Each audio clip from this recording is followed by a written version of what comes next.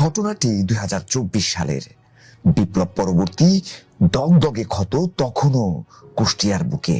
লন্ডভন্ড শহর, বাতাসে পোড়া গন্ধ। এক প্রকার বিধ্বস্ত এই গোটা একটা শহর ছিল অভিভাবক শূন্য। একজন স্বপ্নবাজ তরুণ তুর্কি নতুন করে স্বপ্ন দেখাতে এগিয়ে এলেন। নিজের মেধা আর প্রচেষ্টা নিয়ে সাড়াও পেলেন এক ঝাঁক উদ্যমী, পরিশ্রমী, পরিবেশবাদী কিশোর যুবকের। শহরটাতে আরো বেশি প্রাণ প্রকৃতি, আরো বেশি প্রগতির মিশেলে সমৃদ্ধ ও পরিবেশ বান্ধব করে গড়ে তোলার লক্ষ্যে প্রকৌশলী জাকির হোসেন সরকারের হাতে সে সময় গড়ে ওঠে ক্লিন কুষ্টিয়া, গ্রিন কুষ্টিয়া নামে স্বেচ্ছাসেবী সামাজিক সংগঠন, যা ছিল তার ব্যক্তিগত আগ্রহ ও দায়বদ্ধতার বহিঃপ্রকাশ। ক্লিন কুষ্টিয়া, গ্রিন কুষ্টিয়া একটা স্বেচ্ছাসেবী অরাজনৈতিক সংগঠন। এখানে সমাজের যে কোনো স্তরের মানুষ, যে কোনো মত পথের মানুষ এখানে আছে। এখানে যেমন ছাত্ররা আছে, এখানে যেমন যুব সমাজ আছে, এখানে আমাদের সাথে অনেক সিনিয়র ব্যক্তিরা আছে, এখানে রাজনৈতিক ব্যক্তিত্ব আছে। এটা আসলে একটা অরাজনৈতিক স্বেচ্ছাসেবী সংগঠন। সমাজের যে কেউ এটার সাথে কাজ করতে পারে। আমাদের কুষ্টিয়াতে যখন বাইরের থেকে লোকজন আসে, প্রথমে কিন্তু আপনাকে এসে কেউ জিজ্ঞাসা করবে না ভাই এখানে কয়জন লোক বেকার আছে, বা এখানে হসপিটালটা কেমন, বা এখানে শিক্ষা প্রতিষ্ঠান কয়টা আছে, এটা কিন্তু কেউ জিজ্ঞাসা করবে না। এসেই প্রথমে দেখবে যে এখানকার রাস্তাটা কেমন, এখানকার পরিবেশটা কেমন, এখানে রাস্তা দিয়ে মানুষ সুন্দরভাবে হাঁটতে পারি কিনা, হাঁটার মতো পরিবেশ আছে কিনা, বা এখানে গাছপালাগুলো সাজানো গোছানো আছে কিনা, বা পরিপাটি আছে কিনা, রাস্তাগুলো কেমন সুন্দর কিনা, এটাই কিন্তু ফার্স্ট ইমপ্রেশন। সেই জন্য আমরা যেটা মনে করলাম যে আমরা যেমন বাইরে যে একটা দৃশ্য, ভালো একটা সুন্দর দৃশ্য দেখতে চাই, বাইরে থেকে একটা লোক এসে তো ঠিক একই জিনিস এই কুষ্টিয়াতে দেখতে চায়। তাই আমরা কুষ্টিয়াকে সেভাবে গড়ে তুলতে চাই যাতে একজন মানুষ বাইরে থেকে যারা আসে তারা এসে সুন্দর একটা পরিবেশ, সুন্দর একটা রাস্তাঘাট, সুন্দর একটা সাজানো গোছানো একটা দৃশ্য দেখতে পাই। ঠিক একই সময়ে যারা আমরা কুষ্টিয়াতে আসি তারাও যেমন প্রত্যেকদিন ঘুম থেকে উঠে আমরা একটা সুন্দর সাজানো গোছানো, পরিষ্কার পরিচ্ছন্ন এবং একটা সবুজ নগরী আমরা দেখতে পাই। এই জন্যই আমরা এটা করেছি। সংগঠনটির মাধ্যমে তিনি বকতুল থেকে ত্রিমোহনী পর্যন্ত প্রায় ৩০,০০০ সৌন্দর্যবর্ধক গাছপালা ও ফুলের চারা রোপণ করে বর্ণিল চাদরে মুড়ে দিয়েছিলেন। তার এই উদ্যোগ কেবল শহরের সৌন্দর্য বৃদ্ধি করছে না, বরং একটি পরিবেশ বান্ধব, স্বাস্থ্যকর ও বসবাসযোগ্য নগরী গঠনের পথও সুগম করেছে। প্রকৌশলী জাকির হোসেন সরকারের সরাসরি তত্ত্বাবধানে কুষ্টিয়া শহরের ব্যস্ততম সড়ক দ্বীপগুলো পরিণত হয়েছে রঙিন ফুল ও সবুজ গাছের ছোট ছোট বাগান। এসব সজ্জিত বাগান পথচারী ও যাত্রীদের শুধু নজর কাড়ে না, শহরে এনে দেয় এক প্রশান্তির পরিবেশ। প্রকৌশলী জাকির হোসেন সরকার সাহেব, উনি তো একটা রাজনৈতিক পরিচয় ওনার আছে।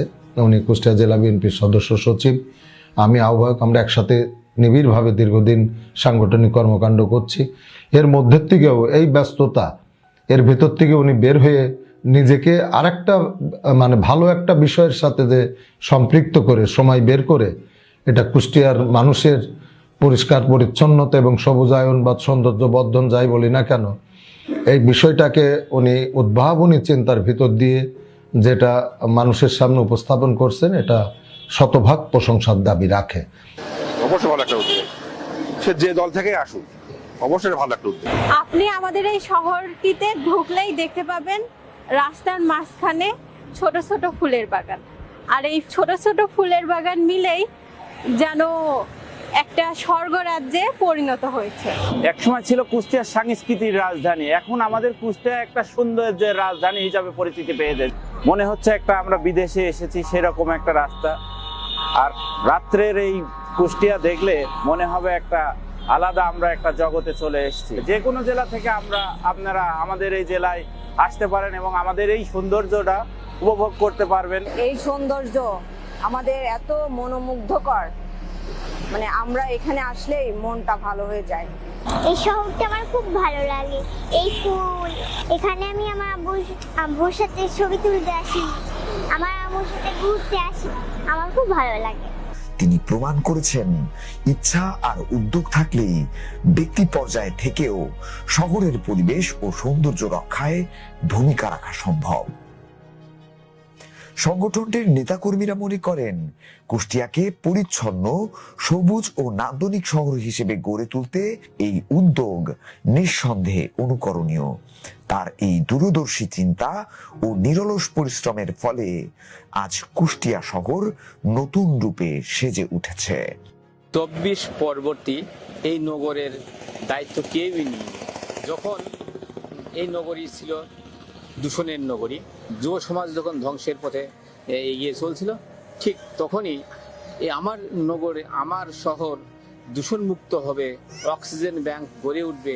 এই কাজটা আমাদের জাকির হোসেন সরকার উনি যেভাবে আমাদেরকে আহ্বান করছেন, করে আমরা নিজের শহর নিজে করব এবং আমরা নিজেদেরকে প্রস্ফুটিত করব। এই নগর হবে সবুজের নগর। আমাদের মজমপুর শুরু করে বটতল পর্যন্ত আইল্যান্ডে আমাদের গাছ লাগানো কাজ শেষ হয়েছে। আবার এখন আমাদের আলফার মোড় থেকে ওই বাইপাস পর্যন্ত এবং চোরহাস থেকে লাহিনী পর্যন্ত এবং পৌরসভার যতগুলো রাস্তা আছে আমরা চাচ্ছি সেই রাস্তাগুলো আইল্যান্ডে গাছ লাগানো। এবং শুধু তাই নয়, আমরা আমাদের 21টা ওয়ার্ডে পরিচ্ছন্ন করার জন্য এবং তারা যেন ময়লাটা সঠিক জায়গায় ফেলে এবং ময়লাটা যেন ডাম্পিংটা ঠিক মতো হয়। আমরা প্রতিনিয়ত রাস্তার ময়লা থেকে শুরু করে হাট বাজার, স্কুল কলেজ সব আঙ্গিনার ময়লা আমরা পরিষ্কার করার চেষ্টা করি। আমাদের দেখে দেখে যাতে সাধারণ মানুষরা উদ্বুদ্ধ হয়, তাদের পরিবেশটাকে তারা যেন পরিষ্কার পরিচ্ছন্ন রাখতে পারে। এক সময় মানুষ আমাদের কত হাসি রহস্যের পাত্র বানাইছে আমাদের। আমরা রাস্তার এই কাগজ পরিষ্কার করেছি, ময়লা আবর্জনা পরিষ্কার করেছি, মানুষ আমাদেরকে টুকাই বলে সম্বোধনা করত। তাতে আমরা বিচলিত ছিলাম না। আমরা চেষ্টা করেছি, আজকে দেখেন দৃশ্যমান, আমরা চেষ্টা করেছি কুষ্টিয়াকে সুন্দর, আধুনিক, পরিষ্কার পরিচ্ছন্ন এবং সবুজায়ন করার চেষ্টা। এমন মহৎ কাজ করার জন্য আসলে মানসিকতার প্রয়োজন, ইচ্ছা শক্তির প্রয়োজন এবং মানুষের প্রতি ভালোবাসার প্রয়োজন। এইটা থাকলে যথেষ্ট, এর জন্য ক্ষমতার কোনো প্রয়োজন নাই। আর আরেকটা জিনিস যেটা বলতে চাই, আসলে ফু দিলে এমন সুন্দর কাজ, এমন শহর সবুজে রূপান্তরিত করা যায় না। এই কাজের সঙ্গে কুষ্টিয়ার বাসী যারা এখনো সম্পৃক্ত হতে পারেন নাই, আমি মনে করি যে তাদের থেকে হতভাগা আর কেউ হতে পারে না। কারণ এই সবুজায়ন যখন আপনার হাতে হবে, যখন আপনার বাচ্চা, আপনার ছেলেরা, আগামী প্রজন্ম দেখবে, তখন আলাদা নিজের যে একটা পরিতৃপ্তি, এটা কিন্তু আপনারা কিন্তু এটা থেকে বঞ্চিত হবেন। আসুন আমরা সবাই একসঙ্গে মিলে কাজ করি, কুষ্টিয়া শহরকে সবুজায়ন করে গড়ে তুলি। সুমন মিয়া, ৭১ প্রকাশ, কুষ্টিয়া।